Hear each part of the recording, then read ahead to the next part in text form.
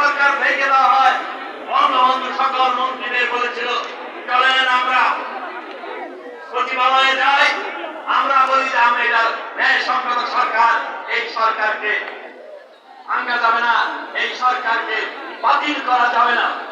কেউ জানায় একমাত্র বঙ্গবন্ধু সেদিন গ্রেফতার হয়েছিলেন, একমাত্র বঙ্গবন্ধু। ৬২ থেকে পরবর্তীতে বিরোধী দলের প্রায় নেতারা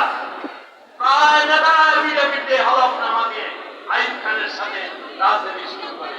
বঙ্গবন্ধু এবং নেতৃত্বে আওয়ামী লীগ পরবর্তীতে গিয়ে ৬৪ সালে বঙ্গবন্ধু আবার আওয়ামী লীগকে পুনর্জীবিত করেন।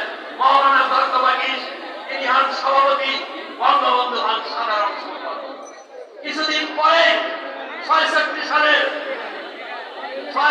সালে বঙ্গবন্ধু ৬ দফা দেন। জানুয়ারি মাসের 11 তারিখে